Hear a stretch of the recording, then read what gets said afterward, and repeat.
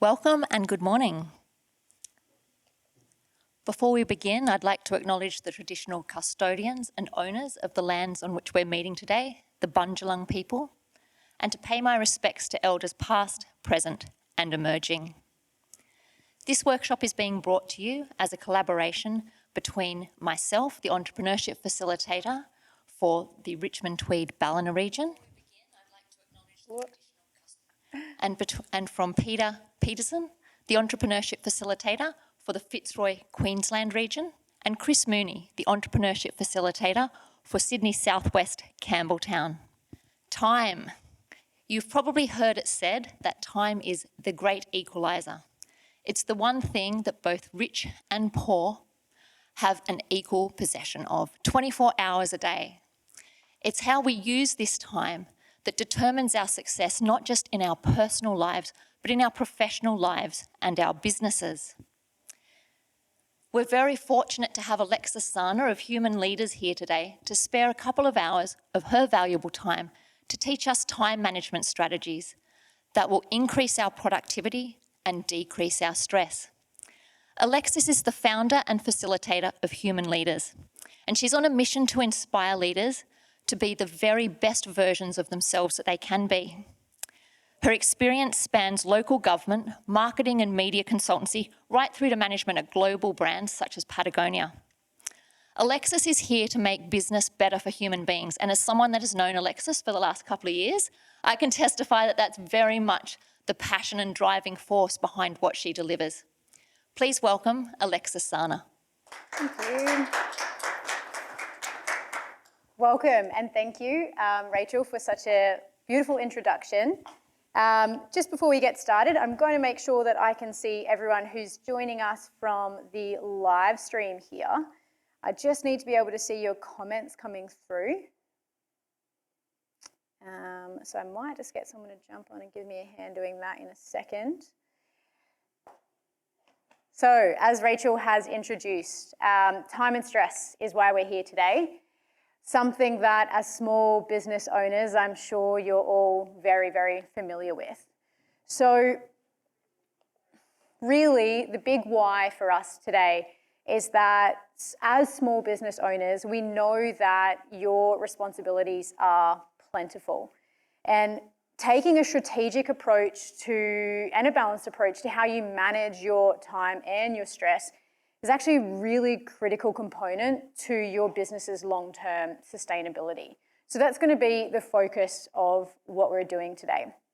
Just before we dive in, to really get the most from the session today, I've designed this to be a very practical, a very conversational session where you can feel very welcome to ask any questions that you may have. Please bring any personal insights that are relevant to your business. That all helps us get some context, get into sort of the nitty-gritty of what's coming up for you. And for those of you who are joining us via the live stream, we will be monitoring the chat, so please feel free to pop any questions, thoughts into that as well, and I will be bringing those through into our session today, sort of as relevant and as we can. So what exactly is our session going to look like? So we're going to be covering some really practical tools for realistic expectation and goal setting in small businesses. We're going to be really understanding and discerning what priorities are, what should be a priority, and how to plan for these priorities in business. We're going to have a bit of a conversation around setbacks and roadblocks, and this tends to be one of the main things that small businesses struggle with. We're then, in the second half of the session, going to look at managing our stress and our time, and also the integration of other well-being pillars that really help us build those sustainable business practices. So again, 2-hour session here. In the first half, thanks, Rach. In the first half, we're going to be looking at the time management piece, and in the second half, we're going to be looking at more of the well-being piece. So we will have a small break in the middle.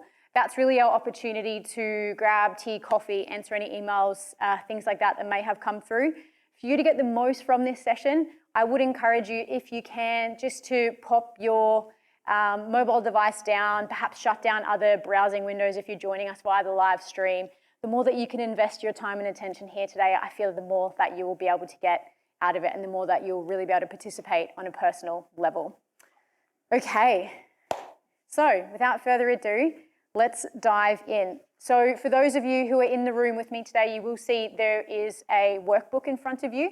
We will be using this through the session. For those of you joining us on the live stream, you will have received this via email and it's an editable document. So please get that one open. We will be referring to that document as we move through the session, and it will sort of help you really start to use these in a very practical way that's relevant to your business as we go. So let's have a look here. Just going to flip through some of my notes. So the first thing that we are looking at, time management, a fun one. So now as small businesses, we know that time is really our most important commodity, as is our energy and our finances. Yet, as a small business owner, often the tasks that we have to do feel very overwhelming. Often we are the finance person in our business, the accountant of our business, the pseudo lawyer in our business, perhaps if we're really in that startup phase. We're managing employees, inventory. We've got to do it all. That's our job as a small business, and often that remains the case until we get to a phase where we're sort of seeing profit come in and we can start looking at bringing other people into the business. So it's very, very natural that you feel very overwhelmed very regularly as a small business owner. So often when we have this sense of overwhelm, what we tend to do in that moment of uncomfortability, typically in small business, is to do a few things. Firstly, we can avoid hard tasks. And generally what that means is you've come into your small business with a particular skill set. If you've opened a coffee van, perhaps you're a barista who sees that opportunity in the market. So you bring a particular skill set into your business. Often what we don't do as a small business owner is focus and hone our skills on the other things that we also have to do to make the business operational and functional. So we avoid those uncomfortable things. Something else that happens really regularly in small business is what we call energy leaks. And this is where we're using energy in what we call unproductive ways. So it might be purely just through experiencing stress and overwhelm. Could also be, again, through ill-directed focus on what we should be doing in our business to move it forward. So lastly then, one of the key things we see a lot of small business owners is really focus on easy tasks, again, ones they already know how to do, and will give us that sort of sense of short-term gratification. So today our focus is really going to be getting granular on how to chunk down from our bigger strategic vision through to the 3-month increments that we need to be focusing on, and then really dialing that into what we call our needle movers. Now, I know many of you are either in the NICE program or have an entrepreneur facilitator. Is that right, Rach? Entrepreneurship facilitator, fantastic. So through that process, you probably will have already done your strategic business plan, have that idea of your future objectives and things like that. So what we're going to do is really, again, look at that big picture, what it is you see for your business in the future, and dial this down into, okay, what do I need to be doing on a daily basis to be moving myself towards that goal? So what we'll walk away from today with is what we call needle movers. So they are the actions, the things that we can do on a daily basis that give us the most bang for buck, so to speak. They're going to take us from where we are now to where we want to be in our business, hopefully in the shortest time, space, and energy possible. So it's about really understanding where we've got fluff, where we've got energy leaks, and how we can really dial that down to get really strategic in our direction and in our actions every day. So these are the things that we want to create the most time and energy for, because when we actually execute on our needle movers, they're the things that are going to move us towards those year goals and that bigger picture goal, hopefully in the quickest way possible. So these are going to look very different for each of your individual businesses, and they will be very determined by the current resources you've got. So this is where the conversation becomes a little different for every business, depending on how much perhaps capital or personal money you're bringing into the business, the current skills you've got. It's about understanding where you're at and what's realistically going to get you to the next step using those resources. So this is just a visual on what I've been speaking about. I don't want to overwhelm you with too much information. I really want to make this as practical as possible.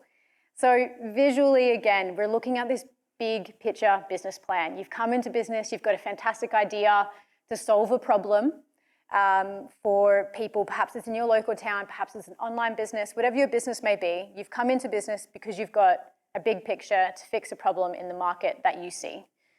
So how do we then take that business plan and look at what is a realistic set of objectives in our first year? From that, how do we then dial that down to our 3-month roadmap? And how do we execute on those needle movers? Again, the real impetus here is to understand that from A to B, if we only focus on that long-term picture, it can feel really, really overwhelming. We can almost get this analysis paralysis where it feels so big that we don't even know where to begin with that. These are things that we see happening really commonly in businesses. So we're going to chunk it down, make it more bite-sized, make it more incremental so that you feel very empowered to know where you should be focusing your time and energy on a daily basis.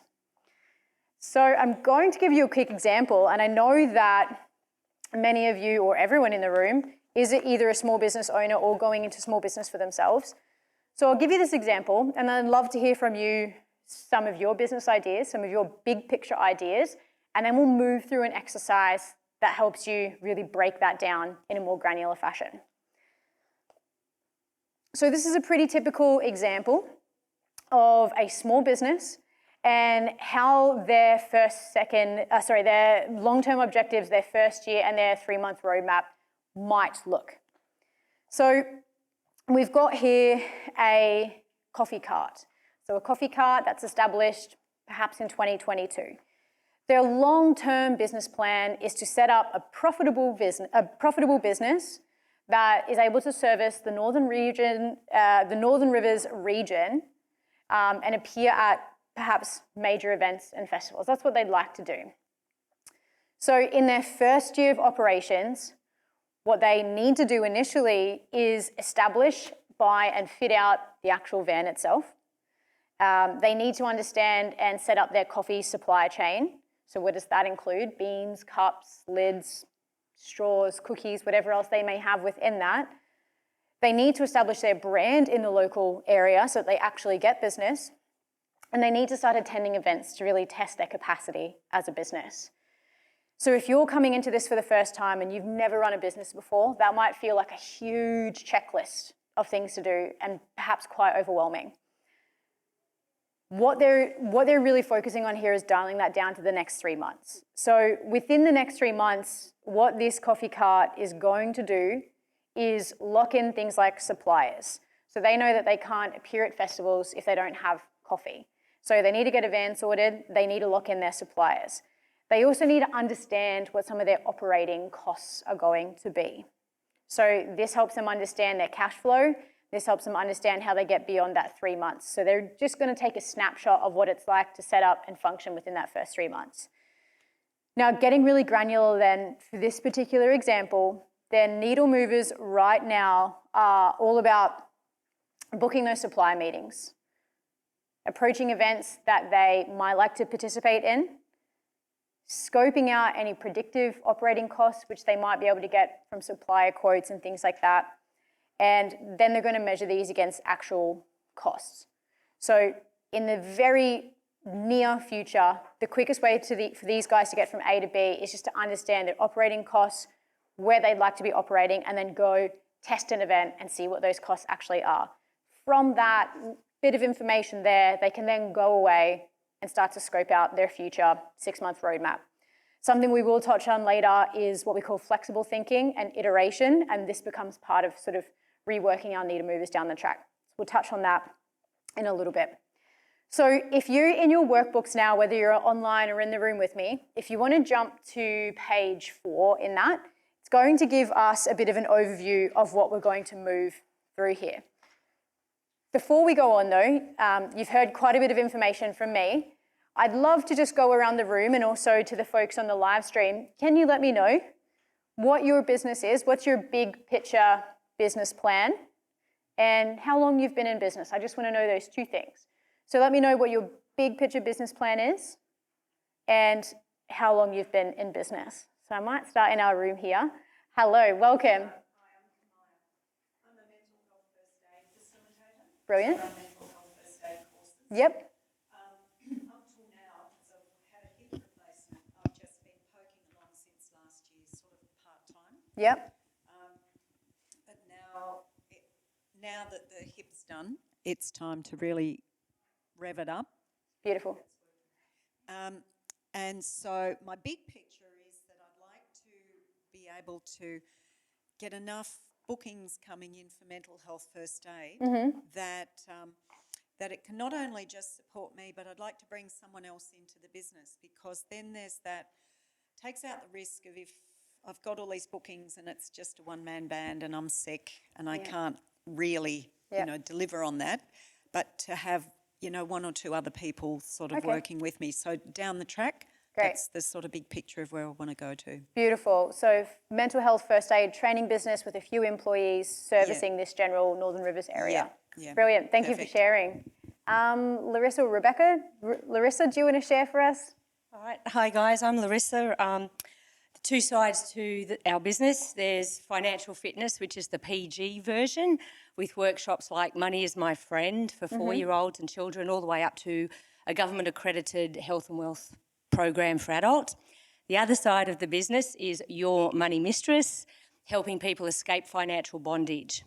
So that's a little bit more risque and it's a lot more fun. With regards to being in business, in 2002, I started the business in Canberra, semi-retired to 300 acres here north of Grafton in 2013. The last 3 years, like yourself, I've been looking after family south of Sydney. So now I've been asked by local council here to incorporate end-of-life instruments and how to care for the elderly going into nursing homes. So my big picture, I wrote to the PM when I ran for the election in 2010 and everyone down, basically. I would like to see financial fitness legislation or financial education legislated across the country, because we hand out all this money. We're always complaining about the economy, housing, etc., the cost of living, and we don't hand out the education to go with how to manage that tool of money. So that's my big picture. Brilliant. Thank you, Larissa. So let me clarify, financial literacy programs for children through to adults in, I guess, all levels, or online programs, however you choose to deliver that then. Great. Fantastic. Thank you. Laura? Yeah, sure. Share on what you'd like to. So my name is Laura Woolcott, and I have a few hats that I wear in regards to entrepreneurship. When I was living in the States, because I'm obviously not Australian, I did a lot of consulting and small business consulting specifically with regard to some marketing and also public speaking, presentation, collaboration, facilitation, and whatnot.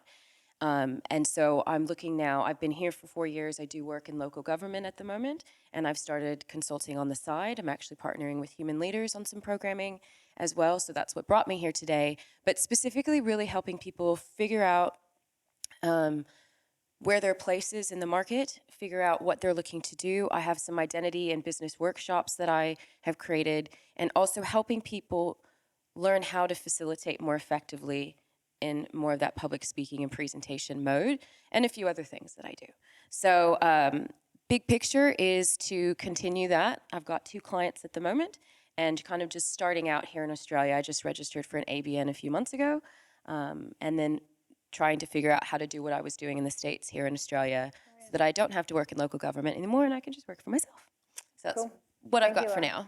Yeah, brilliant. Thank you. And it sounds like we've got sort of people at different phases of their businesses, or have been in business for a while and are coming back to it. So that'll make for interesting discussion later. So great. Thank you, Laura. And Prema, we'd love to hear what you're up to. Hi, my name is Prema Margot, and I've got 3 parts of my business. One, I'm an alternate health practitioner offering massage and craniosacral therapy, where I have my own client clinic and also do home visits. And then I'm a birth and postpartum doula, offering care continued care over a few months with different clients in the Northern Rivers Bundjalung region. So, and I offer mantra meditation events. So, yeah, just 2 months in with the starting this, and yeah, I've created a website and just creating momentum now, and just finding ways to create sustainability and yeah. Great. So you're just looking to really get your brand awareness out there and start getting some regular clients and things like that to your business then, Yeah. Emma? Yeah. Beautiful. Okay, thank you. I'm just going to jump on and have a look what we've got coming through the live chat here. Where are we? This was really hard for me to keep up with. Okay, I think we're going to move to the exercise, and I'll keep my eyes peeled on that live chat as we move through. So looking at the exercise that you've got in front of you, for many of you, if you have been either through the NICE program or through a business planning program, you will have that big picture vision already perhaps in your mind, perhaps you've already articulated as part of your business plan. Whatever the case is, I would love for you just to take a moment now and to try and distill that for me into, say, 20 or 30 words in your workbook.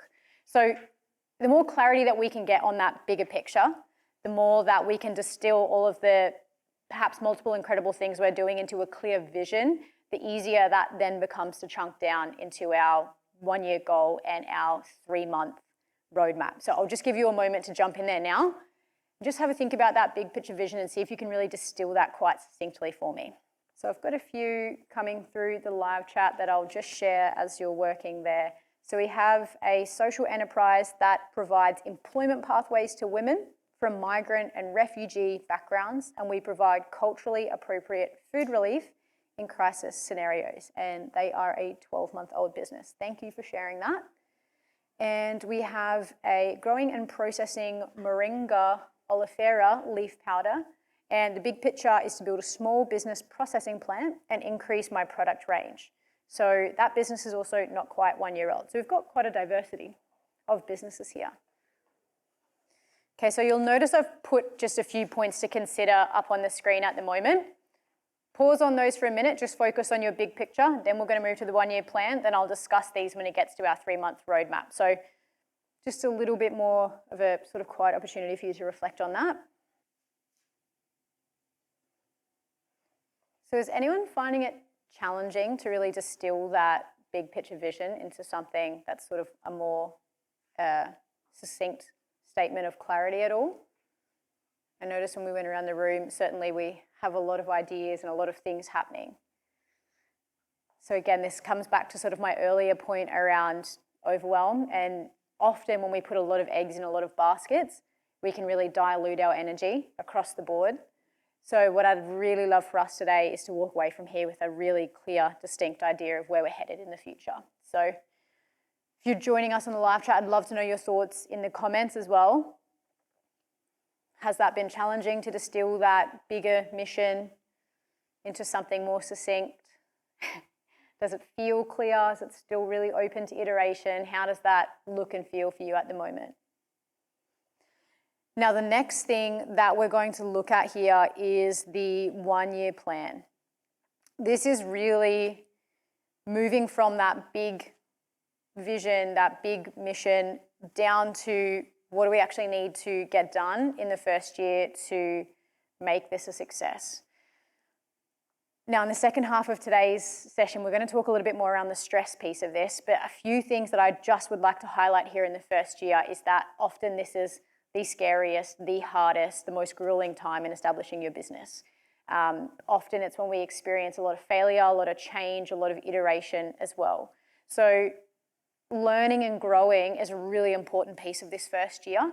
So when you are writing some of these objectives for the first year, and I'd love for you to start thinking around this concept of chunking, which is what we're going to then move into the roadmap and then into the needle movers to do as well. It's all about chunking. It's all about taking the big picture, bringing it down, bringing it down, bringing it down. So in this 1-year objectives, if you can leave, whether it's 2022 or at the 1-year point of your business, with just 3 clear goals that you've been able to execute on that start getting you from A to B in the fastest way possible, what would those things be? And again, just in the back of your mind, be conscious that this is also going to be your most challenging year. And I'm sure that all of our goals will be very grandiose, and we'll be reflecting probably at the 6-month mark and having a rethink around some of them. So, which is okay. It's all part of the fun.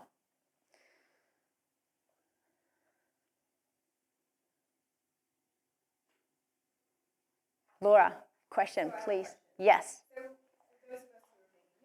Yep. And starting out, do you have suggestions on how to get to that point? The 1-year point? No, just in general, like we had a big, so we had a big map and we have some large ideas, like I have large ideas. Yep. And then you've asked us to narrow it down.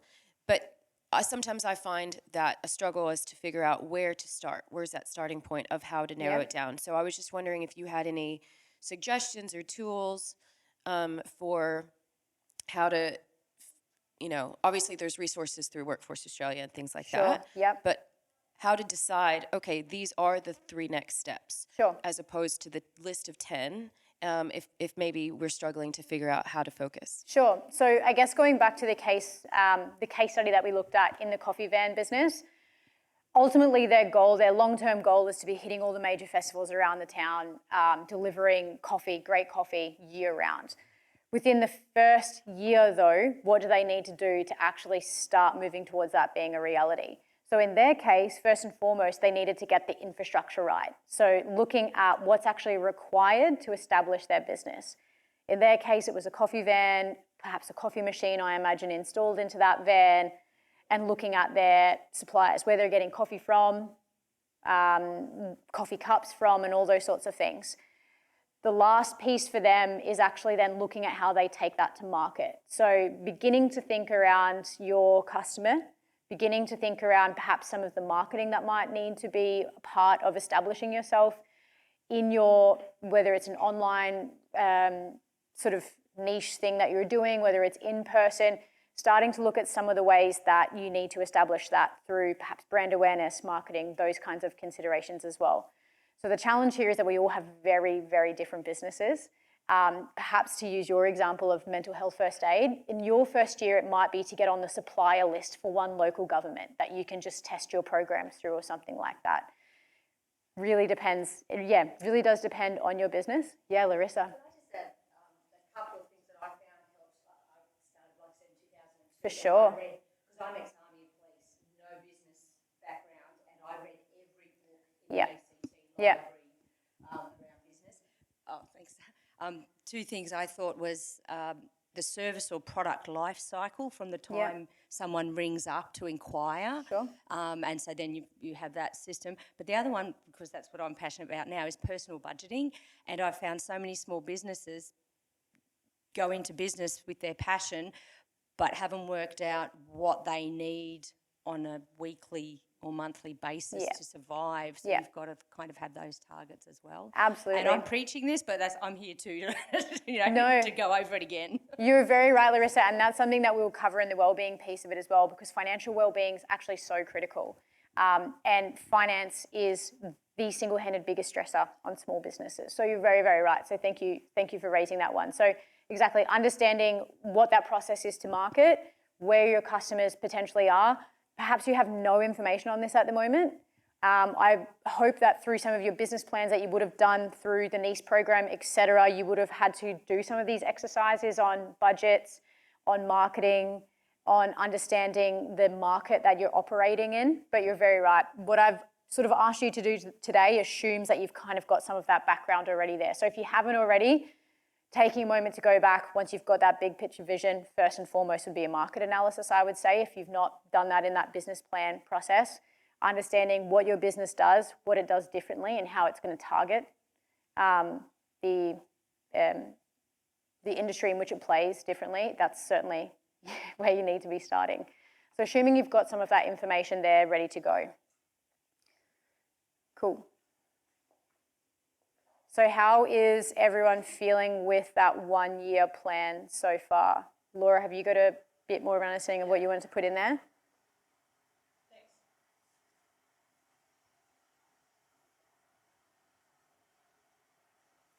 Great.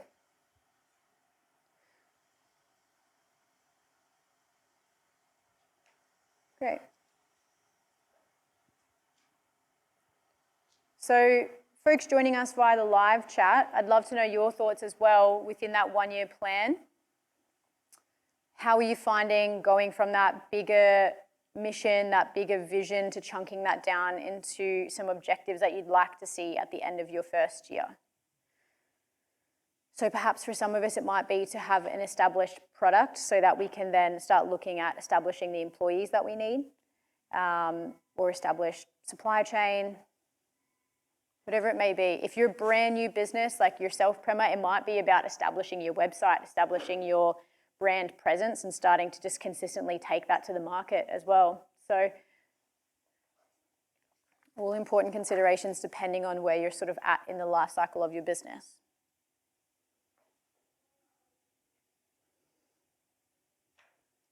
I'll stay on this slide for a moment.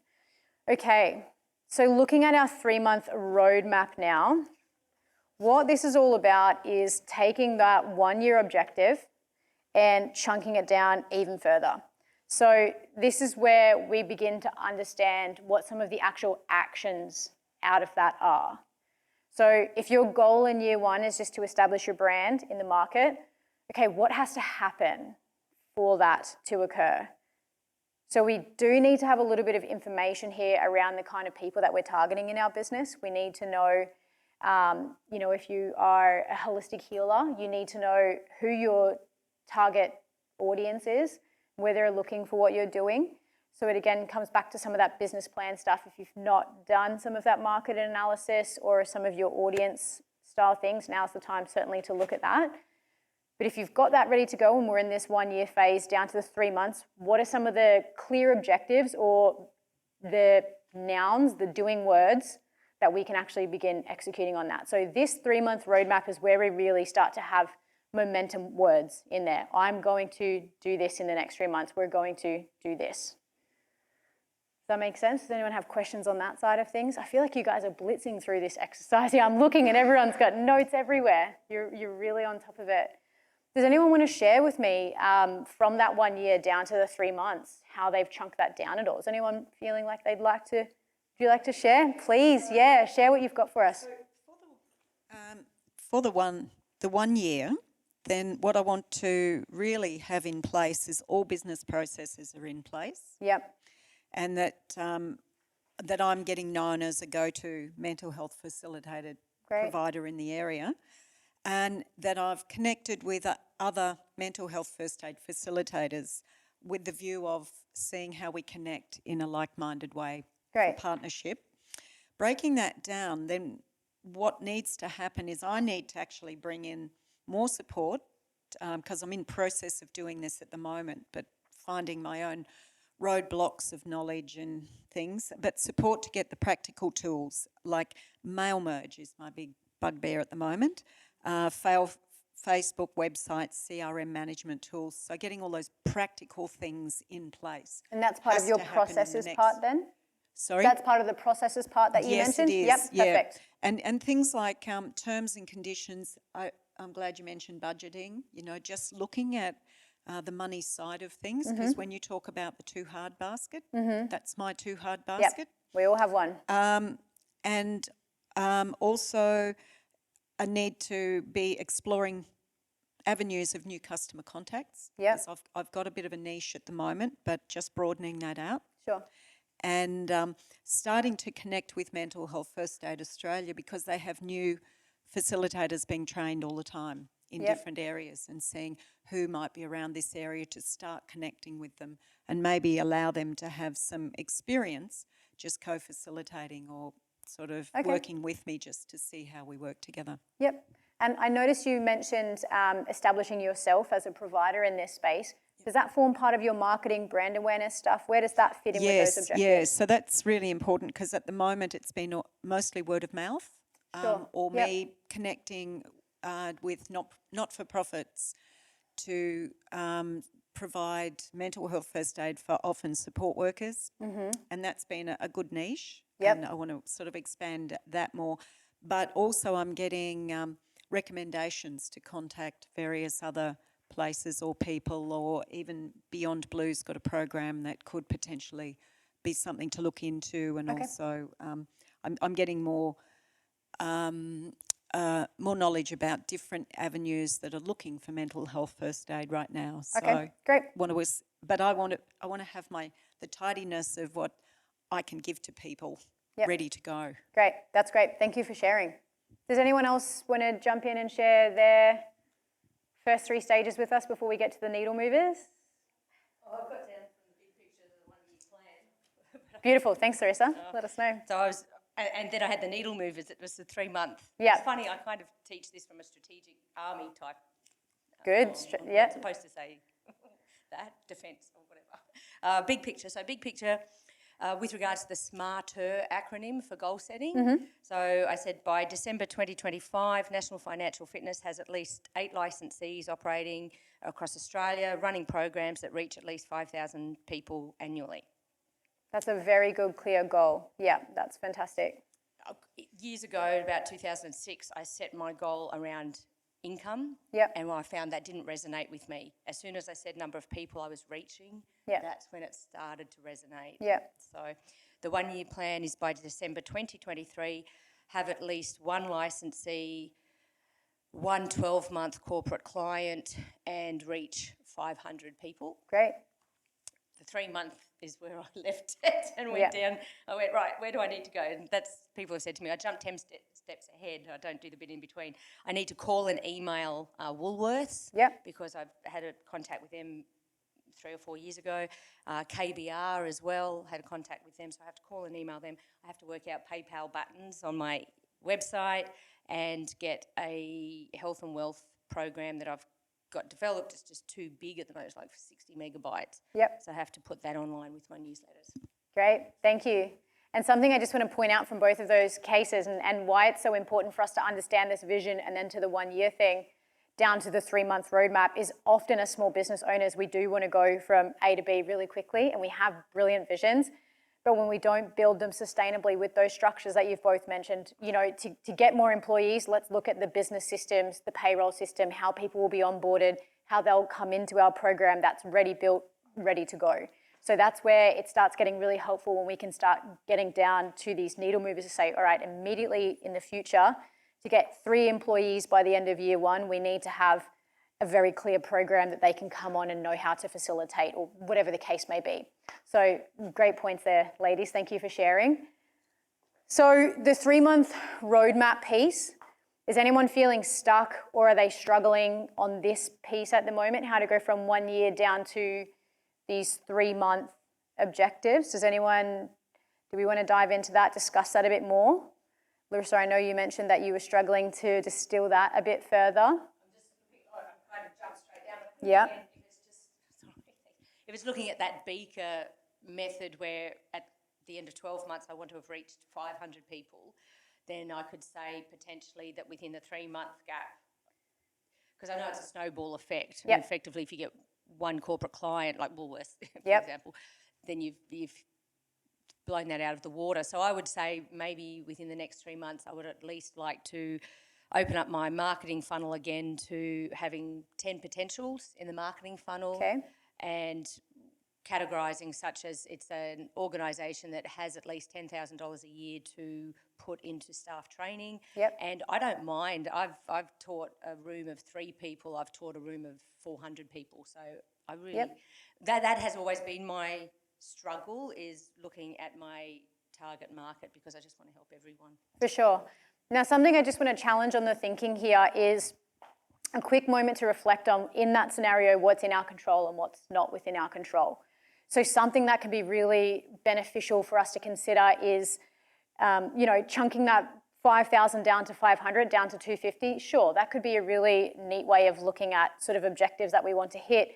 However, I would challenge us to think more around what are the business enablers that will allow us to hit that versus trying to say, I want to have 1,000 people through my funnel.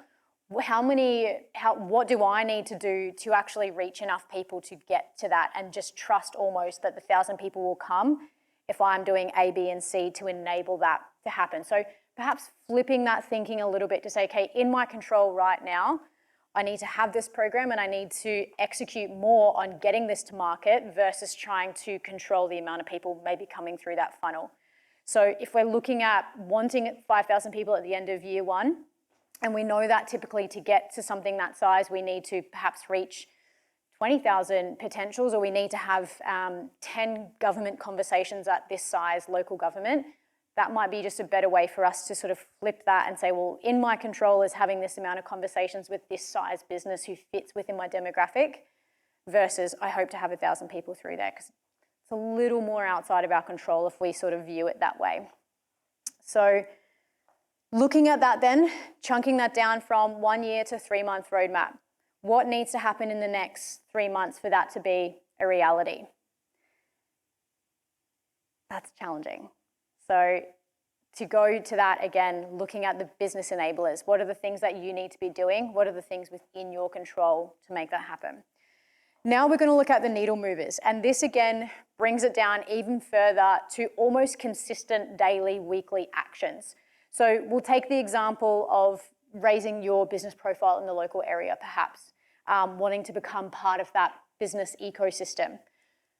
What do you think that if in 1 year's time you want to be an embedded part of that local ecosystem of mental health first aid providers, what do you almost need to be doing on a daily and a weekly basis, do you think, that might move you there? Well, I need to be networking and connecting with people, and also doing my own research on sort of where there are opportunities, I suppose. In order to do that at a really grounded, practical level, which is, I need to have mail merge sorted so I can do my bulk emailing out, because I'm doing that on a one-by-one basis because I'm hit and miss with mail merge at the moment. I've designed a business card and in the process of, like, I have a Facebook page, but get that really clear so that when I connect with people, they've got something they can then take action from. Perfect.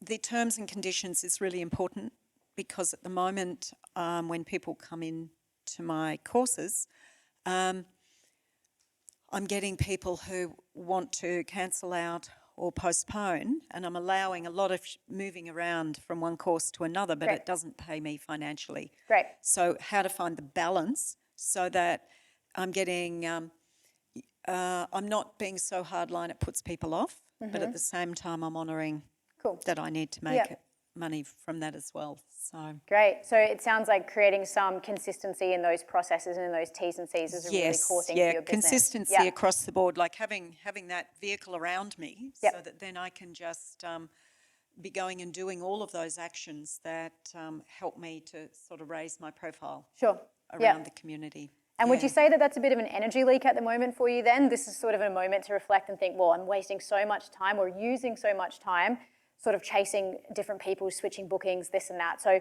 almost by consistently creating that process, we're not going to have that energy leak anymore of I'm sending 20 extra emails a week, shifting classes and things like that. Yeah, look, definitely. Well, it's not so much shifting classes, but it's but what I'm doing is having those conversations with people, and then if someone pulls out 2 days before the course, there's not time for me to put someone else in there. And then they transfer to the next course, so they're taking up the space of one extra person. Great. So sorting out, but at an emotional level, I need to sort that out, because actually there are ways that I can put those things in place, but being aligned with that, that's what I'm working on right now. Yep, I hear you. And it's a big challenge in small business. I know we had a conversation about that earlier as well. So we'll have a little bit more of some dialogue and reflection around that in the wellbeing piece, around sort of personal energy boundaries, these sorts of uncomfortable things that actually help us scale when we can sort of remove almost the emotion from the business and create it in a systemic way, we can start avoiding those leakages as well. Perfect, so thank you for sharing. I mean, the other thing in fact, once I get the website up, what's really important is people can book themselves in. Great. Because at the moment I'm doing that all manually and that removes you as a point of context, which detaches you from that sort of emotional input in that as well. Absolutely. I hadn't thought about that one. Great but that's thought. good Great too. thought. Thank you for sharing. So does anyone else want to reflect on the needle movers? I'll give a classic example that I see very typically with businesses wanting to establish brands. So Prema, your business might be perhaps in this space. Maybe you've got a website, maybe you've got an Instagram, maybe you've got a Facebook, but maybe you don't really know why you've got them or how you're using them. Having a think around some of that strategy and creating some consistency around that. So Something that we did in our business a few years ago as one of our needle movers, because we know that a lot of our business comes in through streams like LinkedIn and through our website. So what we do every week now, without question, on Mondays between 9 and 12, we design, deliver, and schedule all of our social media content so that that's done for the rest of the week. And we know that that's almost automating itself from there. So if you're someone who needs to have an ongoing presence on social media, or you need to be, perhaps in your case, you want to be part of an ecosystem of mental health first aid suppliers, perhaps that's scheduling that networking event once a month and committing to it every month. However, you can create that consistency. So at the end of the month, it's not a case of, well, what have I done and what haven't I done? We know that the needle movers might be the uncomfortable things, but when we just schedule them and execute on them every single week, by the end of 3 months, we'll have hit our 1,000 people through the funnel because we've had the 20 phone calls that needed to happen to get us there, or whatever the case may be in your particular business. So that's an example of how we get, I guess, that granularity around the needle movers into consistent action. So I want these needle movers to feel so clear for you that you can say, okay, a Thursday morning for 4 hours, I can just schedule this time in, and that's when I do my block of emails, or I have my supplier conversations or my client meetings, whatever the case is, so that we're almost removing the excuse from ourselves as to why we might not be doing them. And so, sort of to your point as well there, Larissa, what I love about the Smarter Goals principle is they're very measurable, they're very time-bound. So the more structure we can give on ourselves, the more we sort of can fall into that habit naturally. And if anything is uncomfortable in the first sort of stage of that, which it will be if you hate finances and you hate budget, but you know that perhaps to secure a certain value of client, you need to be able to show these sorts of things, schedule that on a Friday morning. Okay, for the week, I'm going to sit down every single week consistently, make sure my books are up to date, make sure that I've got that plan in place so that even when I get there on a Friday morning, and it feels yucky because I hate doing finances, I can just execute on the consistent step I know that has to happen. So these might be the things that do feel a bit yucky, and that's very, very common. So I'm just going to take a look at the chat here. So love the detailed 3-month objectives. It's important to quantify detail. I agree, Chris, and that's a really great point, and that's a lot of what we've just spoken to. Quantifying the best way you can, whether that's, by volume of conversations you need to be having a week, by events you need to be showing up at, suppliers you need to be having conversations with, 20 social media posts, whatever it is that you feel is going to move you from A to B, get as granular and consistent as possible as to what that looks like. So that was a really great input coming through there. Thank you. Just going to do a quick time check. Okay, so we're almost at 11 a.m. We have now, and I appreciate for everyone with us today, that feels probably like you might be drinking through a fire hose. That's a lot of information and a lot of thinking and a lot of work to have done in this first hour. Does anyone have any questions or anything like that? Otherwise, we are going to jump to a short break just to give you a moment to decompress before we move into the wellbeing piece. Does anyone have any thoughts, questions they want to share at all? Would you set a reminder after 3 months to reassess your 3-month roadmap? Absolutely. And have that kind of on your phone every 3 months to get the needle markers and see, what may have not been progressing as you may thought, and what strategies will you implement to get those going? And that's a really great question, Prema, and the answer is yes. And there's 2 little points to consider that I want to sort of stop and finish with before we move on. So that's the first piece of the puzzle, is understanding when we're actually creating these check-in mechanisms. So there should almost be a check-in mechanism every week, every 3 months. If you've got a 3-month roadmap, and then every week you've set your 3 needle movers, and then you've really built those into what your week looks like, at the end of the week, you should almost be able to say, yes, tick, tick, tick, conversations were had, marketing was done, suppliers were secured, whatever the case is. So if you're on a weekly basis just executing on that and being able to tick that off every week, we almost don't need to think about that on a weekly basis until we get to that 3-month point when we can pause and reflect and say, okay, have the needle movers that I've set for myself been consistently delivering the results that we set as what we needed? at that point. Now, as small business owners, the likely answer might be either no or yes, maybe. Perhaps they've consistently moved you forward in some areas, but perhaps the 1,000 clients you wanted to have didn't come through in the way you wanted, or maybe you didn't reach the dollar value, you didn't get the bookings you needed, whatever the case is. That's exactly that moment of reflection that we need to then either really start asking the hard questions. Is it just a case of consistency? Have I just set a goal that was maybe sort of $2,000 for the 3-month mark? And do we want to keep executing consistently to reassess that in a later period of time? Or maybe that sort of 1-year goal might be quite, extraneous. And certainly I know in our business, when we first established a few years ago, we wanted to have 1,000 clients through the door in the first 12 months. We learned the hard way that just absolutely was not going to be the case.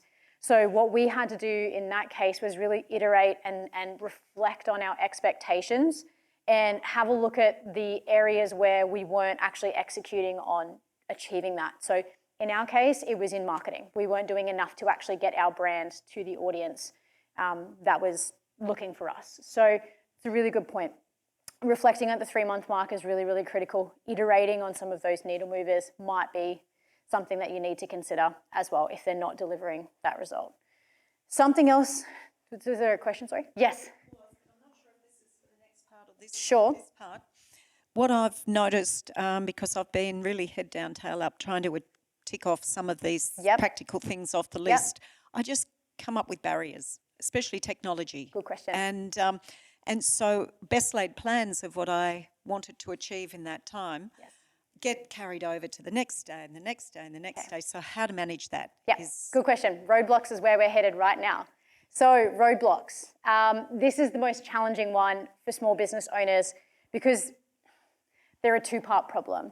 They're largely an emotional problem. They're largely something that we create as an excuse to give us sort of the feeling of maybe why we're not headed where we wanted to head. So that's a really good point. So something we want to do when we're looking at our 3-month plan and our needle movers is start to understand some of the ways or some of the things that might come up that might prevent us from moving from A to B. So in your case, that might be something like all the networking events got cancelled in that 3-month period. Okay, so we can either allow that to be a reason why our business doesn't progress in 3 months, or we can find a way to mitigate for that risk now. So something that most small businesses really struggle with is when these roadblocks become financial roadblocks. Often we enter business perhaps not with a huge financial runway. So when things really quickly don't go to plan, for instance, the coffee truck example, if something happens to that van and both tires pop and an axle blows and all of a sudden there's a $1,000 cost to getting that van to venues, have we sort of thought in advance around the kind of runway that we might need financially for that, but also starting to mitigate, starting to think about some of the risks around what we might do if roadblocks like that pop up. So in your case, it might be technology. Perhaps it's the personal feeling of being really uncomfortable with technology. Again, I know in the case of my business, what the major roadblock for me was actually the fear of putting ourselves out there. So we did a lot of unproductive things that made us feel like we were doing things on a daily basis, but we weren't actually addressing and tackling the things that were actually going to get us the work that we needed as business. So roadblocks are going to be a very individual thing, but they should be sort of related to your goals, your 3-month roadmap. What might go wrong to get you there, and what are you going to do in advance so that you almost have that game plan ready to go. There's a few different ways you can tackle that. There's, visualization techniques that you can even use for that sort of future version of self, which can be quite nice if you want to look at sort of the emotional piece there. But at a very strategic level, I think it's very helpful to say what are some of the things that can go wrong, and very practically, how will we deal with that? So if we can't get a mail merger to happen, okay, we have the finance there to pay someone else to do it. Let's not let that be a barrier moving forward. So it'll be a very individual thing. Does anyone want to share their thoughts on roadblocks they've encountered and how they've overcome them? Laura, please. So the only comment that I would make is that I think when it comes to roadblocks, we forget to ask for help. So you kind of just briefly mentioned it, that you could pay someone to help you out, but there are people who Yep. teach technology and it's their full-time job to do so. I'm one of them. So like there are, and I'm not saying that so that I'll do it for you, but what I'm saying is there is always someone who knows more. My grandfather was an entrepreneur and I didn't get to know him before he passed, but from the stories that I hear about him, he was always like, I don't know everything, but I know enough. And then I make those networks and contacts to then have the people who are experts in their thing. So if it's an expert in finances, well, we come over here to Larissa. And then if it's an expert in technology or leadership or mental health and wellness and all that kind of stuff, there's someone else that'll know that. And so then you build partnerships. And Alexis and I knew each other personally, but then when we started talking about, like, well, what do you do and what do you do? It was like, oh. And then we started to ask each other for help and support. And then we had that phase of our relationship. And it was through that we realized, oh, I don't have to do it this way. I can do it that way. And I know that for me, just talking about it and asking for help and finding those resources was phenomenally a game changer for some of those roadblocks. Yep. I think that, and I'm absolutely hearing you. So I've been reaching out, asking for help, but not getting people who can specifically give me help in that area. And what I'm realising is that I need to go back to the drawing board of where my finances sit, because there's been this mindset that I actually can't afford to pay someone else right now, but I think I can't afford not to right now, because it's just, it's stalling everything for me, which is costing me money anyway. Yeah, thank you for sharing that. Rach, I'm going to pass back to you. Yes, sorry, if I can just jump in there quickly. That's also where there's a whole range of fantastic free government-funded resources available to you. So entrepreneurship facilitators, there's also tech assistance for your digital media through ASBAS that's free, other services like Business Connect, even down to mental health. So please do connect with your local entrepreneurship facilitator, because we can connect you up with some of those tools that won't cost you anything. Yeah, absolutely. And as finance is a major barrier to most small businesses, the most information that you can get for the least amount of cost is obviously part of the sustainability process for you. But reaching for help, reaching for resources, don't let it be a barrier to your business moving forward. Because we quite often do, we think, oh, it's all too hard and I don't know enough about this and I don't know enough about that. And eventually we start a fantastic business, and in 10 years' time, it's running and it's incredible, but it could happen in 5 years if we just engage the right resources at the time. Great. Well, thank you for sharing, everyone. We're going to take a quick break now. Okay, welcome back. So feel free to keep eating, keep drinking your coffee as we move through this. The first little part of this is going to be me just setting a little bit of context, and then we're going to have some conversation around this. We're going to move through an exercise where we start to do a bit of a self-assessment of where we're at in terms of our stress and well-being. And then this half of the session is going to finish with some sort of clear objectives for us as to how we want to embed well-being into more of our business structure. So first and foremost, talking about this concept of self-care, what this really means is that we're doing things in the best interest of us as business owners, sustainably being able to continue with our business in the long run. So this means that, you're in business for the marathon, not the sprint. So it's really, really important that you take care of yourself. And we're going to move through the pillars of well-being so you can actually understand in all the ways we need to be taking care of ourselves. Not just hitting our business objectives, not just making a little bit of money, but making sure that we are healthy, we are managing our stress, we are still feeling connected to family, we're still getting our exercise, our sleep, etc. through the process. Great. So first and foremost, the yucky word that we all know very, very well is stress. Okay, we have a little bit of a definition for stress up here. Really, what stress is a both mental and physical reaction to feeling under pressure or threatened. So it occurs often in a situation or an event that we perhaps can't control or we perceive that we can't control.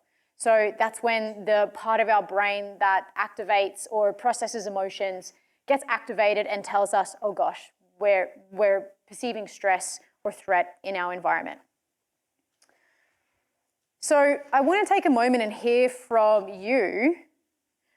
What do you feel are some of the major causes of stress in small business? So rather than me tell you the answers, what do you think?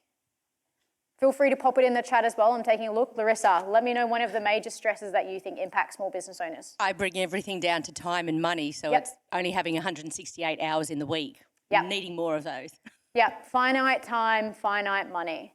Does anyone else have any other thoughts on what might feel stressful or what might be some of the stresses in your small business? Multitasking, having too many hats on. Yep. And being a one-man band, as it were. Multitasking, doing things on your own, can feel very, very stressful. Just going to check the chat if we have any thoughts coming through there. Not at the minute, perfect. So there was some government research done a few years ago by the Australian government. I'm just going to give you a few stats here. I think it really helps us set the context for why this is such a pertinent issue for small businesses. So the three major concerns that small businesses highlighted in this study, number one, overwhelmingly, was financial concerns. Number two was impact to family. And I think that comes down to that time. You know, the more time you invest in your business, the less time you're going to have for playing with your kids, whatever the case may be. And the last one is the actual personal impact. So this, I think, is where that well-being piece becomes really, really relevant. Because as a small business owner, for a period of time, you probably are going to have to wear a few hats and be driving the business forward. Even as you get employees, no one will be as invested and in love with your business as you will be. So you need to protect yourself and your energy to make sure that that's sustainable. So which small business owners do you think are probably feeling the most stress? And when I ask this question, I mean, have a think about ages, genders, time spent in business. Does anyone have any thoughts around who might be the most stressed small business owners in terms of some of those demographic factors? Startups, yep. Startups. I don't know what the correct definition is for them, but it would be, I know in the beginning you're really motivated, so excited you can work your 23 hours a week. Then you hit a plateau, and then I think before you get to that next one where I know just when I employed family, when I went away once, the relief, when you say the money, you look at the return on investment. I thought, how do I keep my business going while I'm away? Paid my sister and my mum, and that was so much of a relief. So I think, but I haven't jumped to that stage yet where I've got 10 or 20 people working. So maybe the bits in between. I don't know. Anyone else have any thoughts? Just checking the chat here. Cool. So younger business owners, first and foremost, experience the most stress. So that is typically folks aged 18 to 39. Just something to be conscious of. I mean, we can theorize why that might be the case. Perhaps they're bringing less capital, they have less financial runway to begin their business, whatever the case might be. Typically, that's also sometimes a time frame when we're having young kids for the first time. So there's a lot of things on our plate. Transition is also really stressful. If we're someone who's worked perhaps in a job for the first 10, 15, 20 years of our career, and we're transitioning to this style of work for the first time, it's going to feel really uncomfortable because we're having a lot of first times, and first times create that tension and that stress in our body. To the startup, you're totally right, startup and pre-profit businesses. So this might even be non-viable businesses that are operating 2 years plus. Which perhaps we have some either joining us today via the live chat or not. Before we hit that profit stage is when it feels like it's all systems go and we're not seeing a lot of bang for our buck at the minute. So they're typically the folks who experience the most stress. Another question for you.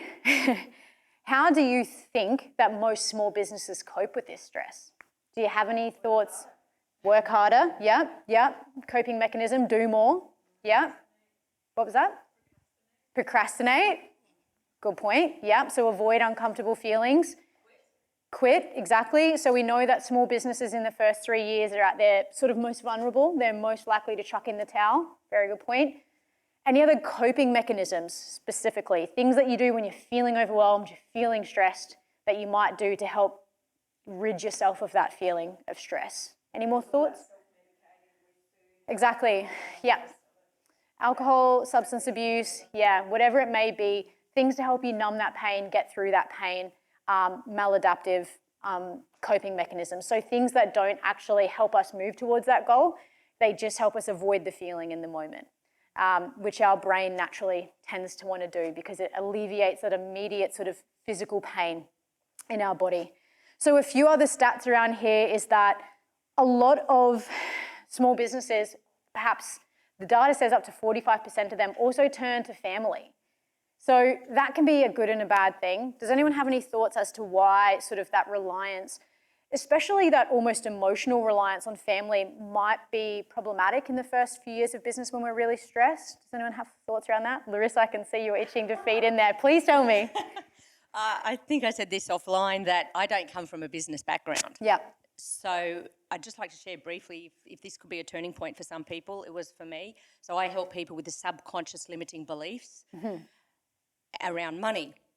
And I realised for me, it was around business because my dad was a working class man. He hated people in business, thought they were liars, thieves and cheats. So here I am thinking, yes, the more money you have, the more good you can do with it. And I was self-sabotaging. Yeah. It hit me like a brick once when I was helping someone else with their subconscious money beliefs. And so turning to family is not necessarily the best thing because they want to help you probably, but they don't necessarily have the skills and the unbiased professional help that you need. You've nailed that. So thank you, Larissa. That's very right. Family is sort of a double-edged sword for two reasons. The first side of it is it can be really damaging to those family relationships when business is really stressful, and that is our main coping mechanism. Perhaps you've got a young family and you're coming home really stressed, really cranky, and that's getting taken out on the kids, the partner, whatever the case may be. So there's that side of it. The second half of that is that is that actually a reference point that we should be using in our business? If it is a coping mechanism for things like advice and things like that, perhaps we just need to be reflecting on where family serves us best as a small business owner and where we need to be looking at perhaps things like expert advice. You know, I wouldn't call my mum to tell me how to run an Instagram account or do my marketing, but I would call my mum to just have a conversation perhaps around how I'm feeling and just get that connection that we need as human beings. So we'll dive into that a little bit more as we go. But thank you for your inputs. Laura? Yeah. And this was more specifically an artist friend of mine who did local markets, but then I've experienced it as well when I was in the States, is that one of the struggles with family, as far as especially if you're a party of one, startup business, is that because you're not working the traditional, 9 to 5, as they say, they don't actually think you're working. Yes. Like you're all laughing, so I know you know what I mean. Yes. So it's like, oh, well, we'll come over for lunch, or no, I'm working. Well, no, but you're at the house. Well, no, but I'm working on my business. Yeah. And this is legit. Can you treat it like as if I were employed, at an office somewhere? And so I know that that's been a struggle for myself and some of my friends who are in it, is getting people to take it seriously, just like they would if you had an employer. I hear you, and it comes back to that reference point again, doesn't it? Because when we're looking to people for advice or support who haven't been in our shoes, can feel very invalidating, which I think is what you've mentioned is feeling, well, you're at home, therefore you must be available. So family can be a challenging one to navigate as a small business owner. So we won't go too deep into sort of family relationships today, but just something to be conscious of. How are you coping in your business? And today I'm going to give you some ways to reflect on perhaps better coping mechanisms and some of the pillars of well-being so you can look to perhaps redistribute some of that coping to other healthy ways to deal with things. So great work there, guys. Thank you for sharing. So looking at now a stress cycle, and first and foremost, I just want to help you understand what stress is. We've touched on it really, really quickly around it's something that perhaps makes us feel threatened, makes our brain and body feel threatened. But stress is also a very natural part of life. And in fact, without some level of stress every day, we wouldn't get out of bed. Our body and brain naturally produces cortisol, and that's what gets us up when the sun comes up in the morning. So not all stress is bad. However, when our brain is under stress for a period of time, so let me backtrack a second, 2 types of stress here. So we have something called acute stress, which is something that happens every now and then. Perhaps we're driving our car and a car cuts in front of us, we have a moment of stress. if you're able to sort of handle stress in a healthy way, that still wouldn't be bothering you 6 or 7 hours later. So we have these incidences of acute stress, and we're able to bring our baseline back down to a relaxed state. Something that a lot of small business owners suffer is what we call episodic stress. So it's where these acute stresses happen more and more often. So perhaps you get cut off at work, but then you get to work and a customer yells at you, and then something else happens and you pour a hot cup of coffee all over yourself, or whatever the case is, and your body is just in this small incidences creating this stress throughout the day where your baseline actually goes from being here to here. So you're at this heightened level of stress. Now again, our body and brain can handle episodic stress if we can firstly detect it, and we have mechanisms to bring ourselves back out of it. Where stress becomes really problematic for human beings is when we tip into what's called chronic stress. Now, this is something that a lot of small business owners will endure, but they needn't endure it, because chronic stress is basically when we experience prolonged periods of stress, typically over 2 weeks or more. That can actually really start to impact our mental health. So if we have this chronic, ongoing stress, that is, we're elevated and we can't bring ourselves back down, when we maintain that, it's actually going to create some very real physical and mental symptoms. So we're going to just talk about a few of these, and then as a group, we're going to reflect on this one. So how does everyone feel about that stress cycle? Generally, it's triggered by a thought. That then triggers a feeling in our body. We then behave in a certain way, and then the outcome is a physical manifestation of that. So there's a little more information on your workbook around that. This is just to help you visualize what this actually feels like in your body. Often people will say, I've had a thought and therefore I've done a thing. And we tend to sort of causate the two things. This has happened, I've been cut off in traffic, and therefore my whole day's wrecked and I'm angry and I'm moving through the world. In psychology, there's a beautiful sort of term by Viktor Frankl that talks about between stimulus and response is where we can take our power back. So it's looking at where are we having, that energy leakage, if you will. Where are our behaviors, where are our emotions really hijacking the rest of our behaviors through the day, and where can we really look to identify that to take some control back? Because this is something that you will have happen on an ongoing basis in a small business. So let's look then to chronic stress, which is really the main thing that impacts a lot of small business owners, because we do have a lot of these ongoing episodic stress episodes. So chronic stress. Often it can be hard for you to identify if you're in chronic stress just by saying to yourself, am I stressed?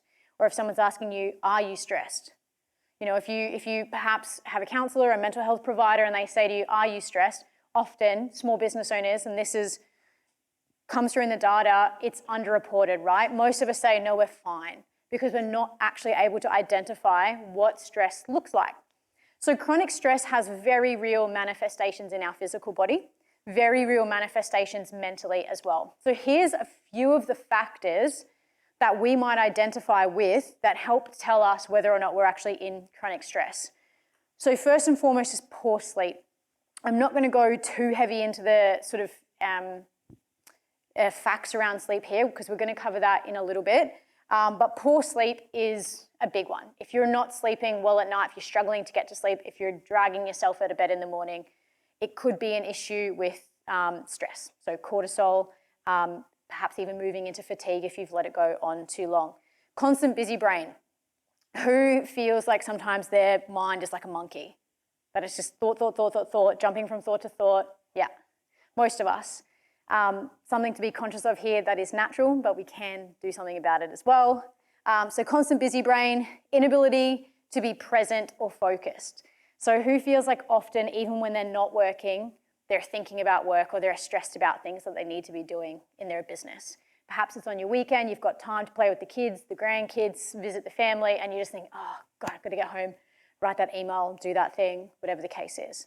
So you're constantly distracted, not present. That can be a sign of chronic stress. Digestive issues, weight loss, weight gain. We don't always associate this with stress, but actually symptoms like IBS can actually be symptomatic of chronic stress. And we know that now because we know between the gut and the brain is where we reduce the most amount of serotonin, and when we upset that, digestion can actually be an indicator of chronic stress. Something to be aware of. Again, weight loss, weight gain, change in appetite. So any sort of significant changes to your normal appetite or eating habits, it might be an opportunity to reflect and just see how you're feeling. Big one, irritability, emotional detachment, overwhelm. So the more that stress compiles on us over a period of time, our tolerance to stress becomes less. So small things start to drive us nuts. Perhaps when we once used to play with the kids for hours and that would be really fine, now we're running this business, we have all these other demands, and if the kids make a peep out of line, we're maybe flying off the handle or whatever the case is. Traffic is another great one. I was this person for a very long time where I had so much on my plate when I was working in a corporate marketing environment that if someone caught me off in traffic, I'd just about lose my mind at them because my baseline was here when it should have been here. So small outbursts like emotional irritability, things like that. Detachment, when you feel like you don't have a lot of emotions going on, good or bad, that's also another opportunity to check in. Lastly, another one that people don't attribute a lot with stress is body aches and pains. So if you've got constant lower back throbbing and you're not sitting at a desk all day, it might be an indication that you've got some stress going on there as well. And the last one is self-medicating. So if every Friday night you are just banging to drink some beers and that's your only coping mechanism for stress, it's a really good opportunity to just check in and see if it's the stress management that needs to happen and just having a look at some of those substance things. Doesn't have to be things like alcohol, drugs. Your point earlier, Prema, around procrastination. Some of us will socialize to the point of having no time to ourselves whatsoever, and that's our coping mechanism. That's our avoidance strategy. So that's a big one as well. So in your workbooks, I'm going to get you to jump to page 8, I think it is. And I'd love to just give you an opportunity to reflect here and just have a think about whether or not you can recognize any of these symptoms of chronic stress in yourself. This particular activity is going to set us up. We're next going to do a bit of a self-assessment across the pillars of well-being. Then I'll introduce you to the pillars of well-being, and then we'll sort of score for ourselves which one we need to be focusing on and integrating back into our roadmap to make that sustainable. So I'll just give you a moment here to reflect. Do you see any of these in yourself? If you're feeling brave and you'd love to share, I'd love to know your thoughts. Maybe it's now or maybe it's in the past. You've had these experiences of chronic stress. Does anyone have a personal anecdote they'd like to share around that at all? Larissa, please. Please, thank you. I really, as I said, want to change the world and help people. That beautiful cabin in the bush that everyone says they want on Facebook. When my ex and I moved to our 300 acres, we saw more snakes in the first 2 weeks than I'd seen in my entire life. And I still sleep now at the moment because so the stress is not from business, actually. I've let the business go by the wayside. So the stress has been from sleeping under a mosquito net because of rats and snakes, and probably a lot of us have experienced floods, fires, and that sort of thing. So add that to the business, then yes. So I've had disrupted sleep, but I thought, because I was, still am actually, medical corps in the army, so I work with psychologists, so there's no stigma around mental health. And what one psychologist said to me is that we are like springs, just as you said. So I've had disrupted sleep, I have had the busy brain, I've had all of these. I was diagnosed with mild heart disease, lots of different things, but again, we can do it with all types of therapy to come back to our balance. So I just wanted to share that spring analogy. We're like springs, and it's like that straw on the camel's back that sets you off, which normally wouldn't set you off if everything else was fine. So it may be that we're okay and still passionate about business, but it might be our environment. Yeah, thank you, Larissa. And that's a really good point to point out as well. What we don't want to happen is for the straw to break the camel's back. What we want to be is preventative, so we don't get to burnout point, because we know small business owners suffer more burnout. Often, if you are a sole trader, when you're sick, the business is kaput. So it's actually completely necessary. Your well-being is integral to the business success in a lot of ways for small business owners. So that's why we don't want to get to that point where we explode or we, we have that situation where we can no longer continue with the business because of our health. So thank you for sharing that. Does anyone else have any input they want to throw in there at all? I'm looking at you because I know you're in the mental health first aid space.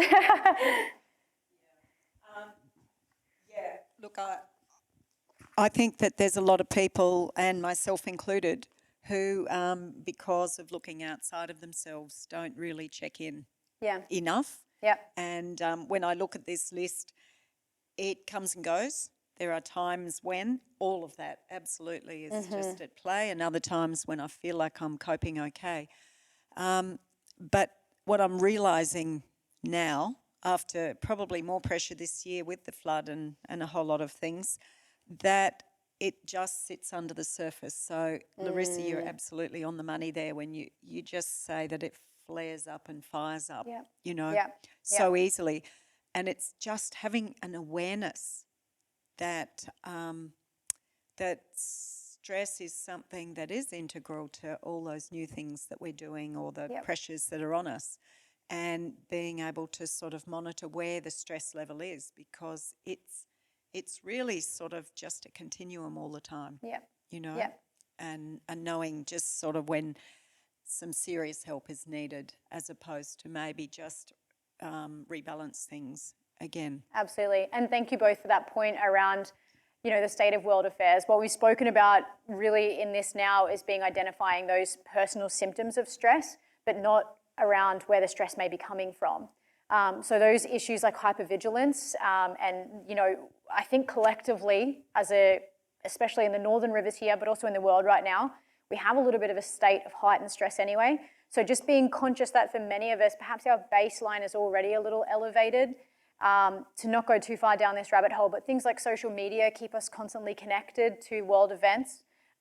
Those checking mechanisms, is it healthy for me to be watching the news at 6 a.m. and then I'm feeling like a headless chicken all morning because it's elevated me and I'm frantic. So again, we'll cover a little bit more of this in the wellbeing, but it's a really good point just to think about that. Perhaps some of the elevated stress isn't all my own. It might just be from the environment that I'm in as well. And when we perceive that unsafe environment, it does contribute, to that hypervigilance as well. So just for each of you to have an opportunity to reflect on this now, in your workbooks, you'll see, I think it's on page 9, there's a scales there, the set of scales. This little item here. So what I'd love for you to do is just take a moment to reflect on each of these questions and rank yourself on the scale from 1 to 10, how you feel about these questions. So I haven't given you a whole lot of context here, because what I'm going to do next is actually explain to you some of our pillars of well-being, and then you can sort of even reflect a little deeper from there and say, actually, I need a bit of work here and there, and we'll set some sort of goals from that. So just take a moment, read each of these questions, and just rank yourself on that scale of 1 to 10, how you feel you're at the moment with some of these. So now what we're going to run through is the well-being pillars. So each of those questions that you've just answered will correlate to one of the things that I'm about to speak about. So it'll give you a little more context and a little bit more understanding around what each of these pillars of well-being that we use at Human Leaders looks like. And then at the end, we're going to sort of not reassess, but plan for the areas of focus that we individually feel that we need to focus on the most. So looking at them, we're going to begin with stress management. So we're still on the stress here for a moment, guys. And I'm going to introduce you both to the pillar of well-being, what it means, and then just propose a few practices here for you, first and foremost. So again, bear with me. It might feel like a lot of information here. We're going to create some sort of dialogue after this where you'll have this context to reflect on a little more of a personal level. So stress management it's absolutely paramount for small business owners. Again, we suffer higher incidences of burnout. We underreport how we're feeling. We're so often telling people we're fine. And it's okay to not be fine. It is okay to be struggling. It's okay to not have all the information you need. It's okay to be stressed. What's not okay is to not take ownership for it and do something about it. That is our personal accountability as humans and as business owners. And we really owe that to ourselves. If we have these beautiful businesses that we want to bring into the world and we know will serve human beings to make the world better, we need to take ownership for that and make sure that we're able to really do that in the most sustainable way possible. So stress management, again, it's these incidences of big emotions or episodic periods of stress that when we don't manage them appropriately, keep building up. And I love Larissa's spring analogy there. It eventually will snap, you know? It becomes too much. Even if we think we're managing it well, eventually there'll be a point where our brain and body keeps the score and we can't do it anyway. So the main thing that we need to focus on here as small business owners is completing stress cycles. So that is when we become elevated, which will inevitably happen, how we bring ourselves back out of that stress. So imagine it being sort of like a balancing seesaw. At one point in the day, it might be like this. By the end of the day, we hope to have it back level. So some ways in which we can manage stress, first and foremost, is mindfulness practices. This does not just mean meditation, okay? Every session I have, it's generally, folks who have never tried meditation before and they don't want to. That is totally fine. I don't care if you never meditate in your life. What mindfulness practices mean, mindfulness is about the state of awareness of being present in the moment. So whether that is going for a walk in nature in the afternoon and taking that walk slowly, taking in the sights, the sounds, the surroundings, just allowing yourself to have that walk without it having to be about fitness or for it to be about whatever, for it to be thinking about emails, thinking about to-dos. It's about being present in the moment. And I know that most of us in the room here, you guys are in a mental health and holistic space, so you know what I'm talking about. But for those who don't, and for those who perhaps are uncomfortable or haven't experienced this before, just know that meditation, that's fantastic. I love meditation, but it can be anything. It can be slowing down and enjoying your cup of coffee in the morning and having that 20-minute period where you don't speak to anyone, you don't check your phone, you just sit in your backyard with the birds and just enjoy your coffee and you just allow yourself to be. That can be a mindfulness practice. Scheduling breaks. Who here doesn't actually give themselves a break? They just get up in the morning and they do all the things they have to do. Exactly, everyone's raising their hands. So I'm a shocker for this too. I will work through lunch and not even realize that I haven't eaten. Not good. Not good for a few reasons. Firstly, because our concentration and productivity has actually probably decreased in that time, but our stress has gone up. So we're probably feeling like, oh gosh, I have so much to do, I'll keep working. But our brain's actually not keeping up with the capacity to even work at that level. So it's a counterintuitive practice in of itself. So taking breaks is really, really important. Scheduling those breaks in. So I have an alarm that goes off on my phone at midday now, and I must go and get up and eat food and sit in the garden. And sometimes I will fight with myself to do that. Taking breaks, lastly, bookending your day to decompress. I'm not going to dive into the data here, but in the last 2 years, we've seen a radical shift in how we work. Often the boundaries between home life and work life are very blurred at the minute. So creating that space, if you're a home practitioner, closing the door of your office at 5 p.m. and almost banning yourself from going back in there to the next morning, whatever it is you need to do. If you're someone who has to commute to work, how can you allow that commute to be a decompressed period? It's going to look different for everyone based on your time and how you work, but it's really important that we have quite a structured start and end point so that we can create the mental detachment from work outside of work. If you are prone to checking emails at all hours, I don't know if clients come through WhatsApp, text, again, I do this, so I hear you, but the more that you can mitigate that for yourself, the better, because creating that space is really, really important to your stress management. And you know, how many of us check those emails before bed and we see something come through and we think, oh crap, that I've got to do that tomorrow, and then we're stressed trying to get to sleep at night because we've sort of broached our own boundary there. So that's sort of the third point around stress management. Sorry guys, I know I'm moving quickly. Bear with me, we've just got a few things to cover in these wellbeing pillars. So the next one is nutrition. We don't always link this to our, well, we do link this to our well-being sort of outside of work life, but we're not always very good at sort of drawing the connection between how our nutrition impacts us at work and running our business. Nutrition is a foundational piece of our well-being. So if it's not there, everything else is going to cascade from that. Again, nutrition also is a healthy part of how we manage stress. So certain foods actually impact how our brain functions, how our neurons travel across the brain. So when that's not happening, things like our capacity to problem solve and reason and things like that's actually reduced. So the other thing to sort of bear in mind here when we talk about nutrition is that we know now that there's a direct connection between our gut and our brain. So if we're putting yucky things in, we're going to be feeling yucky things out. It's really that simple. So just a few suggestions here. I'm not going to dive too deeply into the nutrition because I'm not a nutritionist. So I would encourage you to consult with one if you think that this is a pillar you need to work on. Where possible, minimizing processed food and things like that. So this might be, when you're feeling tired, not smashing a bag of sour gummy bears or something like that. Looking at what your body's telling you when it's knackered and taking an appropriate move rather than sort of just trying to re-stimulate. Increased foods rich in omega-3. So just really quickly, what fat and what omegas do for the brain is they actually increase what's called the myelin sheath. It's a little part of the neuron in our brain that actually helps neurons fire to one another. So food that's really rich in fat actually helps our brain cognitively process things quicker. I won't touch on that anymore. Lastly, consume alcohol consciously. I'm not telling you not to drink alcohol. However, zero is always better than some.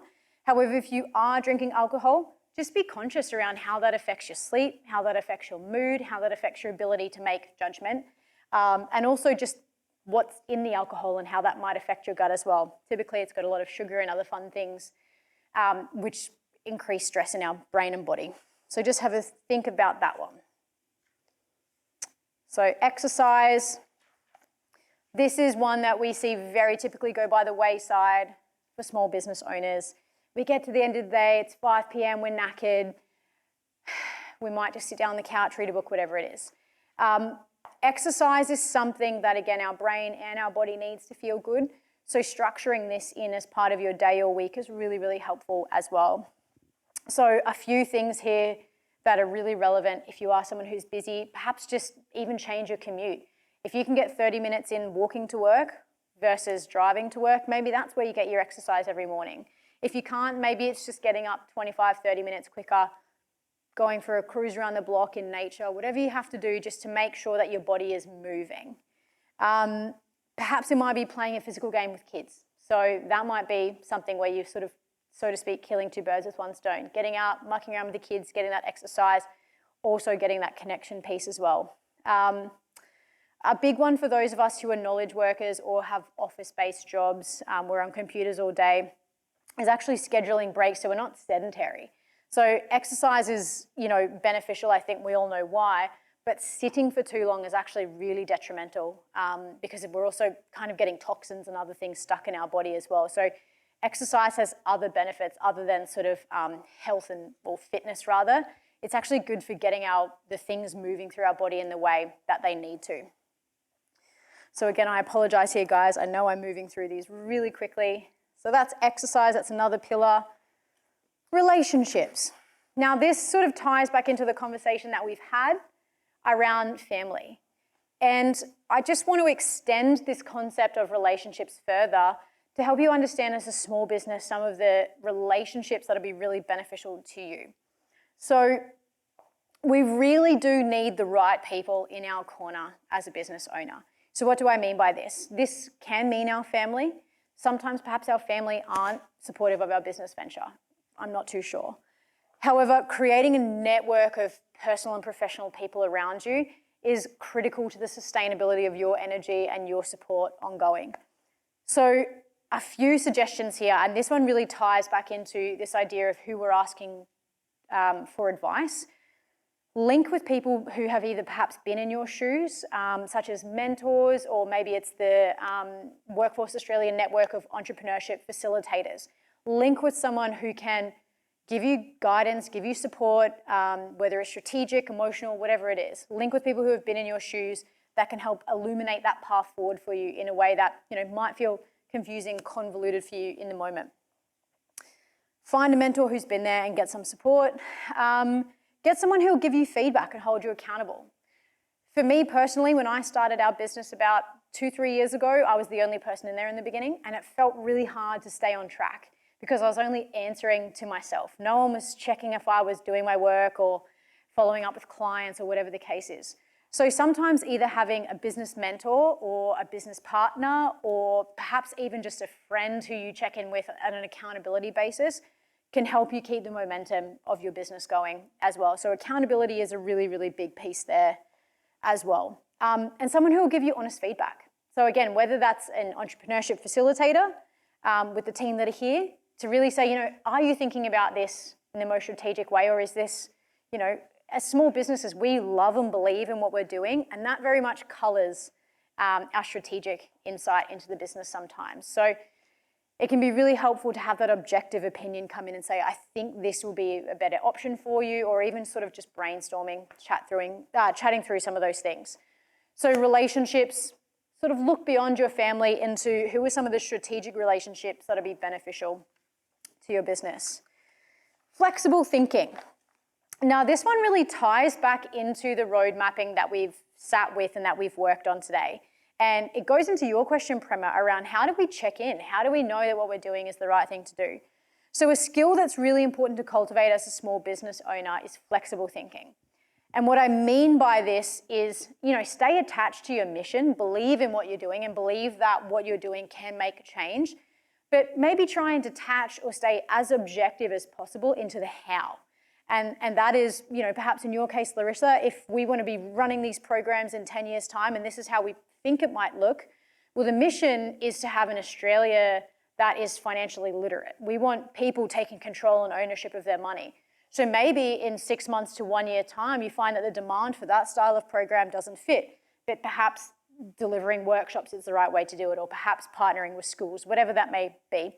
So stay attached to your mission, stay detached from the how. This allows us to pivot, this allows us to innovate, this allows us to iterate, and this allows us to reflect in an objective way.